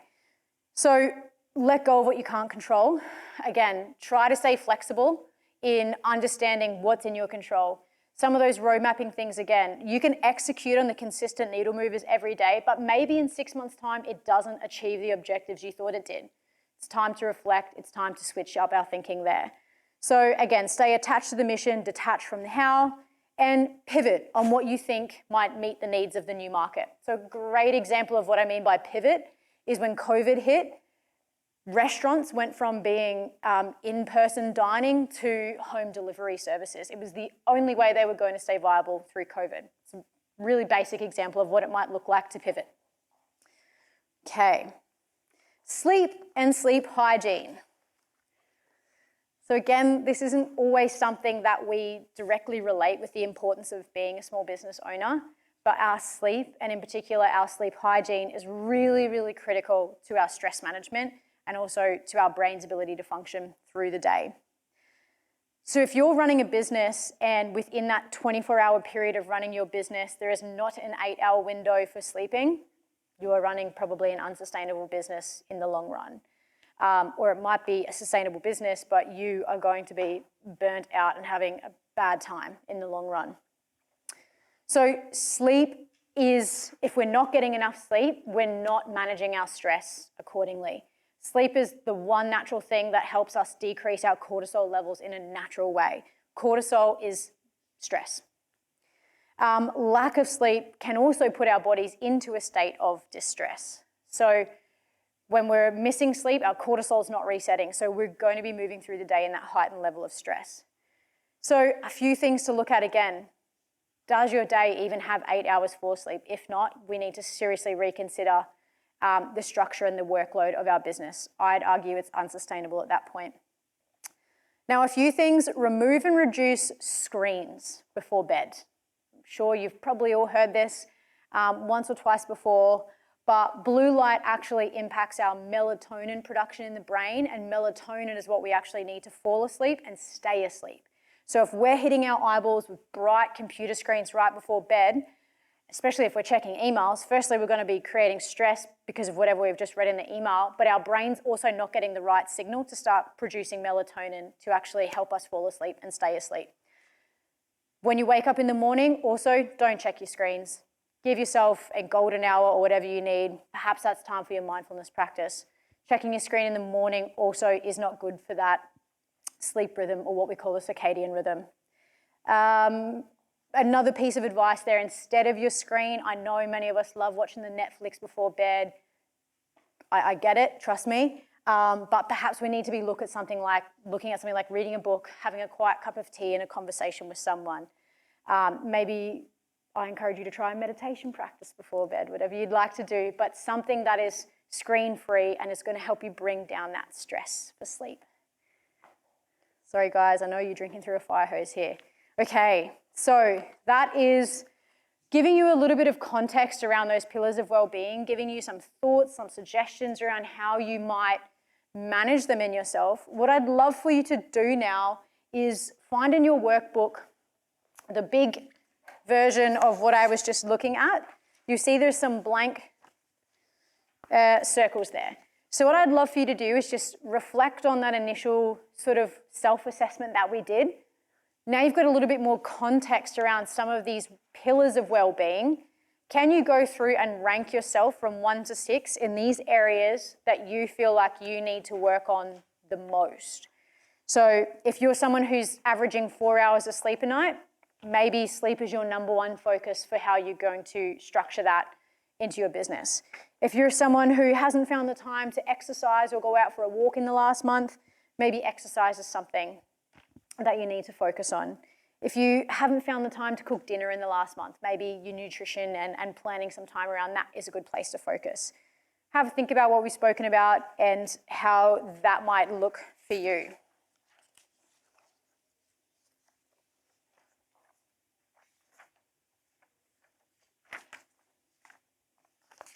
I'll just give you a minute there and then we'll keep moving on. I will wrap up on time. It's a great struggle. Yeah, I know. It's funny how I preach this, isn't it? Even best intentions, you can struggle to do it for sure. And then interaction from us as well. Yeah, it's you guys are the problem. I'm joking. Great. Okay, so who's got some thoughts around that? There's a little bit of a delay on the live stream, so I'm not able to see folks coming through with their thoughts on that at the same time as us in the room. So I apologise for that, guys, on the live stream. I haven't forgotten you. Does anyone want to share which of their pillar of well-being feels like it might be their priority for now? Stress management, yep. Do you mind? Or stress management also kicks in with relationships and flexible thinking because tell me more. Because when we're talking about building relationships around building a new business and having those go-to people to be able to ask advice or, just to connect with, that's such an important part of, I think that's a hand in hand with the stress management. Yep, great. I'd love for us, once we've done this activity and now that you have this sort of new information, can we reflect on those needle movers? And where does that play into some of that, you focusing on stress management indirectly is going to focus on those relationship building pieces as well. Well, the third part is the flexible thinking. You see, it's also how to find the relationships to fix some of the things, So absolutely. I see those three as sort of a triad. Interrelated, yeah. Thank you for sharing. That's a great insight. And sometimes when we do address something like the relationships, and I know in the case of our business when we began, when I got myself a business coach and a mentor, it radically changed my stress, my relationships, and got me to think more flexibly because suddenly I had an objective opinion on what was happening in the business and it wasn't all sort of just in my head. And we can get really stuck in our own head as business owners, and that can be a stress in of itself. Yeah, great. Thank you for sharing. Does anyone else want to share theirs at all? I'm relying very much on everyone in the room. I'm just going to check the chat as well. So in the chat here, we've got that nutrition needs to be a priority, followed by exercise as part of stress management. So that's a great insight. These have fallen down after some health issues. Yeah, so just to touch on things like that, and that also comes back to some of those roadblocks that we mentioned and just being able to plan for that, give yourself some grace, set some very realistic expectations. If we're caring for people or perhaps we've had injuries and things like that, how can we not allow that to be a roadblock? How can we flexibly think of a way to keep these things integrated in our lives, keeping our business sustainably running in a way that's not kind of adding stress to us as well. So does anyone else want to share their thoughts? Prema, please. Yeah, this has been like a huge topic and my passion for quite a few years. Yeah. And I find coming down to it is finding inner resources and outer resources. So ways that you can support yourself internally, whether it's remembering to breathe or feel your feet or come back into the body and notice when you're not being focused. Yeah. And then outer resources of going for a walk or finding a yoga nidra, which is like a guided meditation, lying down.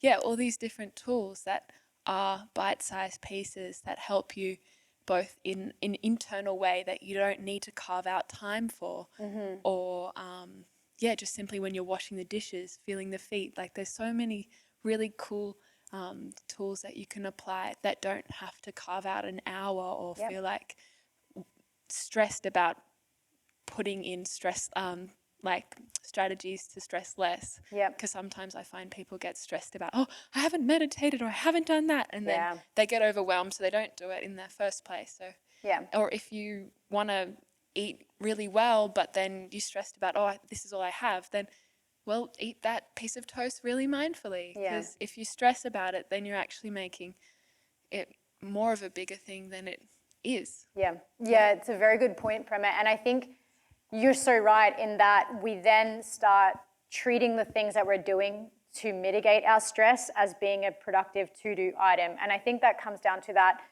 what I mentioned around the mindful walk. Often, I did this for a very long time. Okay, I need to do my exercise today because I know exercise is good for me.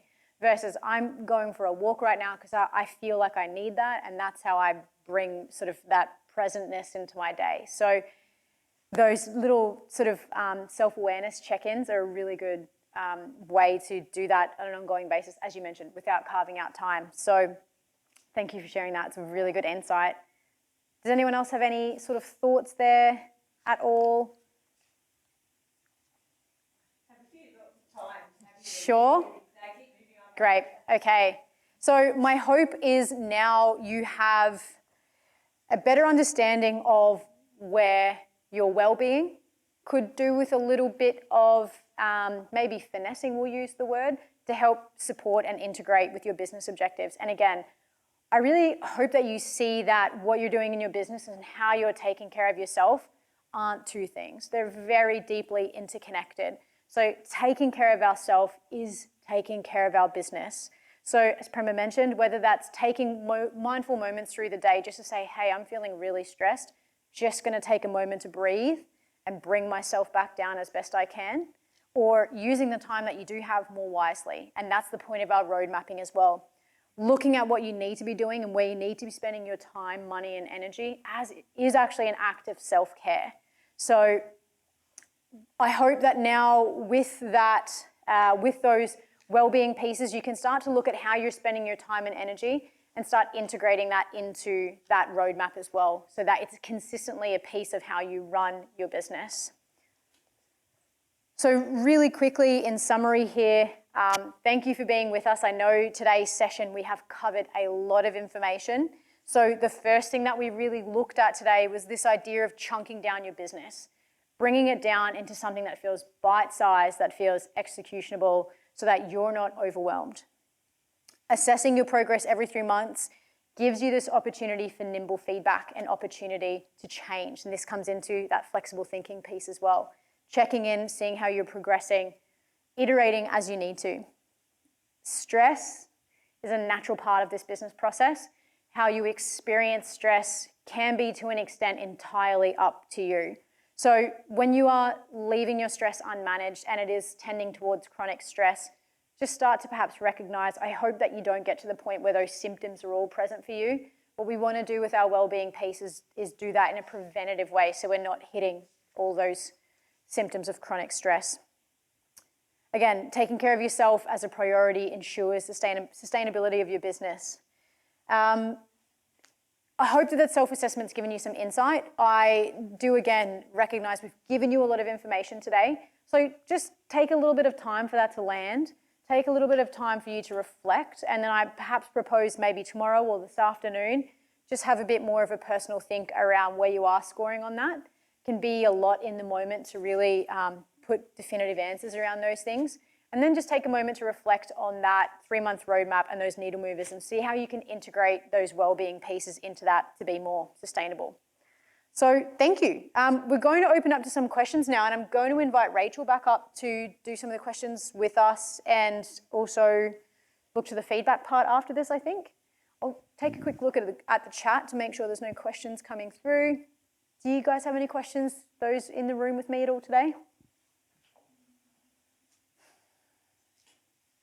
I think one thing I do want to point out as a further resource, obviously the team here, your entrepreneurship facilitators at Workforce Australia, my business, get in touch.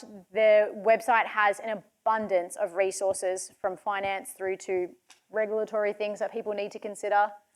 Maybe I'll let you cover that one, Rach. Absolutely, Larissa.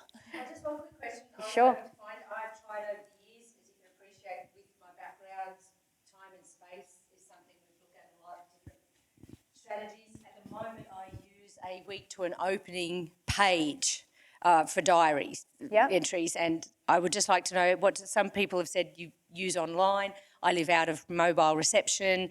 I can turn the NBN on, but what do you use, and others in the room perhaps, to say this is my go-to for my time management resource? Okay, good question.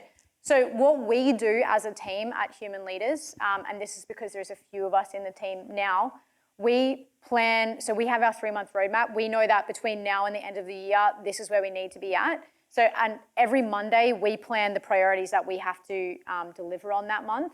We use a system called Trello, which is an online thing, but it basically allows us to create cards where we can set deadlines on that and then create a checklist within that. I'm a real systems checklist kind of gal. The more information I can have, the more I can say, yes, I've done that. Yes, I've sent that email. Yes, that person's responded. Yes, we've delivered that workshop, whatever it is.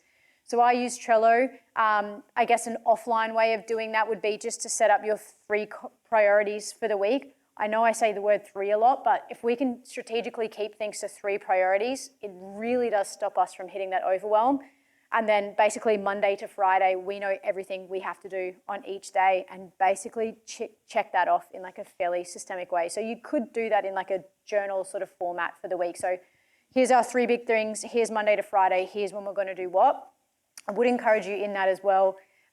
Maybe to be factoring in, okay, Thursday afternoon, time off or break or whatever it is you might need, and any other of those wellness or well-being rather reminders. So yeah, I hope that helps. If you're online, Trello, can't rave about it enough. It's fantastic.